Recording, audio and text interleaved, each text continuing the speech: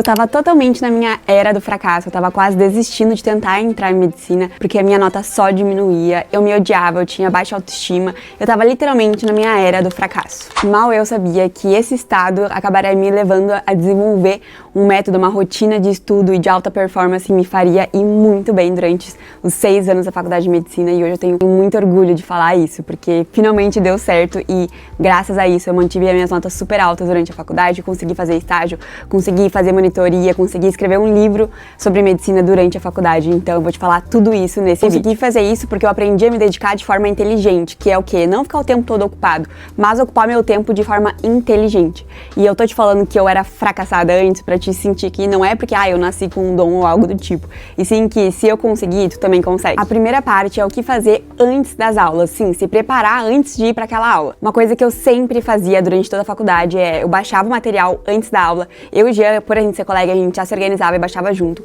Aí eu imprimia e eu já ia lendo o conteúdo pra ver se eu sabia alguma coisa sobre aquilo, eu já me preparava pra ver se essa é uma aula que ia me demandar mais ou menos. E uma coisa que eu gostava de fazer, só que eu não podia fazer sempre, era fazer questões sobre aquele assunto antes da aula, porque eu já criava dúvidas e aí vinha a professora, dava aula e eu já conseguia sanar algumas dúvidas, e se ficou alguma coisa que eu não entendi direito, eu já conseguia resolver ali. Essa prática, gente, é incrível. Se tu fazer 5 questões antes de ter o assunto daquela aula, é perfeito. E hoje, estudando pra residência, eu faço isso também e funciona muito. Eu faço as questões, aí eu vejo minhas dúvidas, eu vejo se eu sei alguma coisa sobre aquilo, aí depois eu vou pra aula. E para de ficar pensando que tu não é inteligente o suficiente e começa a te concentrar e tu tá aprendendo. Ninguém nasceu sabendo, todo mundo passou por isso, então para de perder tempo reclamando e se lamentando e gasta o tempo com inteligência, focando em dar resultado. A segunda parte é a mais importante, que é o que fazer durante a aula.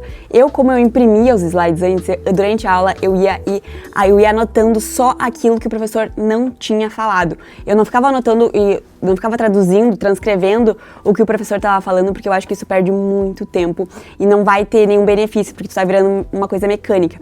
Então uma coisa que pra mim funcionava muito eu tinha os slides da aula, o material da aula, e aí eu ia anotando o extra, aquele comentário que o professor falava, enfatizava, ou algo que não tinha ali. Depois que eu ganhei meu iPad, eu comecei a fazer isso no GoodNotes, que daí eu tinha sempre tudo junto. Eu não precisava levar aquela pasta com várias folhas e acabava perdendo às vezes. Isso facilitou demais. Eu te aconselho ou usar o GoodNotes ou o Notion, que são perfeitos para isso. Tu pode ir criando pastas de cada matéria e é incrível. Se vocês quiserem, eu posso fazer outro vídeo mostrando a minha organização dentro do GoodNotes ou do Notion, que eu já usei os dois, mas eu prefiro ainda o GoodNotes, porque dá pra usar mais no iPad, dá pra escrever com a caneta. E a parte mais importante para te não esquecer o que tu estudou é a recuperação ativa. Sempre que tu estudar um assunto, tu não pode só ler e pensar assim, nossa, eu entendi. Porque, claro, tu leu toda a explicação, então vai parecer ser fácil. E daí tu tem que fechar o livro ou fechar aquele material e pensar assim, tá, eu consigo explicar aquilo pra mim mesma? E não é só pensar, tu tem que se explicar. Se tu se embananar, se tu achar que esqueceu alguma coisa, tu volta lá e revisa de novo. Então por isso que é muito importante fazer as questões, porque vai ter uma recuperação ativa. E aí sempre que tu for revisar, não revisa só lendo, porque ler é muito fácil, a gente vai achar que entende tudo. É que nem quando a gente tava no colégio e a gente via o professor resolver a questão no quadro e a gente achava que a gente ia conseguir porque o professor fez e era muito fácil. Aí a gente ia lá fazer e fazia tudo errado. Depois da aula, você vai reler aquilo que você marcou naquele slide, e aí você vai fazer flashcards, questões, pra ver como que aumentou a tua resolução que tu tinha antes para o que tu tinha depois. E aí tu tem que ver as questões e ver se tu realmente sabe responder, se tu sabe o porquê cada alternativa tá errada, o que tá errado ali. Se tu só acertar porque tu chutou, não adianta, é a mesma coisa que tivesse errado. E mesmo assim, se tu chutou e acertou, tu tem que revisar aquilo pra te entender, pra te aproveitar daquela oportunidade, daquela questão, pra fazer um estudo ativo. Então tu pega e olha, por que essa aqui tá errada? Tu vai lá no plantão, tira dúvidas e tenta explicar pro professor a visão que tu tinha, pra ele vir com a verdade e te explicar por que aquela tua linha de raciocínio tá errada. Pra mim, a melhor parte de fazer questão é quando tu pode tirar dúvida ao vivo com o professor. Porque muitas vezes tu tem uma linha de raciocínio que tem um pontinho que tá errado, e aí tu não consegue entender muito aquilo na questão, e aí tu procura, e aí quando tu explica pra alguém o que te levou a marcar aquilo, e aquela pessoa consegue te entender e te mostrar direitinho onde é que é aquele X que tu tá errando, é muito bom. Por isso que eu nunca perdia nenhum plantão tira dúvidas, sempre que eu poderia no final da aula tirar a dúvida com o professor daquela questão. Por isso que é legal tu fazer as questões antes, porque aí tu tem a oportunidade de perguntar pro professor logo após aquela aula daquele assunto. E não se esqueça da curva de esquecimento. A curva de esquecimento, ela é, quando tu revisa um conteúdo, tu vai saber ela e aos poucos, 7, 24, 30, 6 meses, tu vai ir esquecendo aquele conteúdo. Por isso que quando a gente faz uma prova no final do semestre, a gente sabe tudo daquilo e aí passa 2 anos, tu pensa, meu Deus, como é que eu sabia tudo aquilo? Então, por isso que é muito importante que tu mantenha a revisão periódica. E isso é um assunto muito extenso, porque se tu começar a fazer revisões periódicas toda semana daquele conteúdo, tu vai estar só fazendo revisão periódica e tu não vai conseguir mais adicionar conteúdos de tanta coisa que tu tá revisando. Então, tu fazer uma revisão programada de forma eficiente, que é o quê? De acordo com o que tu vai precisar mais, de acordo com os tópicos que mais caem em prova, vai te poupar mais tempo e tu não vai gastar tanto tempo tentando revisar um monte de coisa e tá sempre cansado. Então, isso também é um tema que, se vocês quiserem, eu posso aprofundar em um próximo vídeo. Agora, um ponto chave, depois das provas, eu sempre abria uma aba ou um Quick Notes, que é no GoodNotion, que é tipo um caderno, e eu ia anotando tudo que eu tinha errado na prova. Porque cada questão que eu tinha errado, que aí eu colocava, ó, isso aqui eu errei na prova, quer dizer que mesmo estudando, revisando, eu errei, então foi um ponto que passou batido ou que eu não tinha percebido. Isso acontecia muito nas provas de GO. Era uma coisa que eu fazia, por exemplo, que tem aquela são muitas semanas, né? Por exemplo, de 12 a 20 semanas, janela de tempo pra começar o AS. E às vezes eu achava que era depois de 20 e tal, então é questão de detalhe. Aí o que eu fazia? Eu fazia post-it desses erros e eu fazia meu caderno de erros.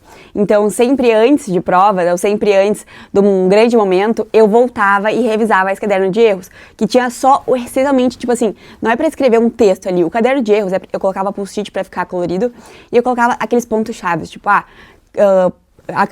critério diagnóstico para diabetes na gestação, quantas semanas, os valores, que são, às vezes 153, 180, são valores muito quebradinhos que, como a gente tem que estudar tudo, é muita coisa pra lembrar. Então, antes da prova ali, tu passar e revisar aquilo é muito eficiente, sério. Isso é uma coisa que eu comecei a fazer ano passado e tem me ajudado muito, porque daí antes de prova, eu sempre vou lá e reviso aquilo. E antes de provas da faculdade também. Eu criei um caderno de erro de cada cadeira. Na realidade, é um caderno grande que eu dividi ele em 5 grandes áreas e aí eu coloco ali esses pontos chaves, assim, que eu não posso esquecer. E esse momento de pegar e revisar, cara, me ajuda muito. Isso eu recomendo muito pra vocês. Que vocês comecem o quanto antes a fazer esse caderno de erro e faça os erros mesmo, sabe? Aquilo que tu erra mesmo. Não tenta colocar um monte de coisa, senão vai ficar uma coisa inutilizável, porque tu vai ver que tá muita coisa e tu não vai conseguir revisar tudo nessa prova. Mari, eu fiz tudo isso e deu errado. Agora, digamos que tu foi mal na prova, tu fez tudo isso e deu errado. Tu tem que realmente avaliar o teu desempenho durante os estudos e não só o tempo. Eu percebo que muitas pessoas pensam, eu já estudei 10 horas pra essa prova e ainda fui mal. Mas se tu passou 10 horas só num estudo passivo, sem pegar ativamente, fazer tu raciocinar aquilo que tu tá lendo, talvez tu não tenha entendido. Então, parar de tentar colocar no piloto automático e aproveitar o teu tempo de forma inteligente. Pensa assim, nossa, se eu me realmente debruçar nesse assunto e eu tentar pegar a linha de raciocínio dele, eu consigo estudar tudo isso em 1 hora. Mas se eu ficar me enrolando, fazendo resuminho, botando um monte de cor de marcar texto diferente, eu vou ficar aqui o dia inteiro estudando e pode ser que ainda nem dê certo. Então, avalia francamente, seja realista da forma que tu estudou. Não tenta passar a mão na própria cabeça, porque acontece muito, eu já fiz muito isso na minha vida, eu passava horas na minha sala de estudos, mas eu não estava estudando, eu estava só me enganando. Então isso é muito importante, ter esse senso crítico de saber se tu realmente se debruçou daquilo, e muitas vezes o que pode acontecer também a prova é um pouco de sorte sim, porque se é muito conteúdo e tu acabou priorizando alguns conteúdos que talvez não caíram e o professor se aprofundou num assunto que tu não tinha revisado, tu tem que ser franco e pensar assim, olha, não foi um estudo que foi ineficaz. Realmente, ali eu não tive sorte de cair o que eu mais sabia, caiu a coisa que eu menos sei, e isso acontece. Agora, não adianta tu ficar se martirizando, ficar se culpando, porque tu vai ficar bitolado com isso, e isso não vai te agregar em nada. Tu perder tempo reclamando por algo que tu poderia ter feito no passado é a maior perda de tempo possível, porque não vai mudar o que aconteceu, e tu não tá aprendendo nada com isso. Então, seja franco e olha, realmente, aconteceu isso. Ponto, não tem o que fazer. Então, bola pra frente, isso dá pra próxima prova e dá-lhe nos estudos. Uma coisa que eu gostava muito antes de prova, que eu ainda faço com o Léo, a gente se juntava antes de prova, no dia da prova ali, algumas horas antes, pra revisar alguns conteúdos. Porque uma coisa que acontece com todo mundo, e é muito normal que aconteça,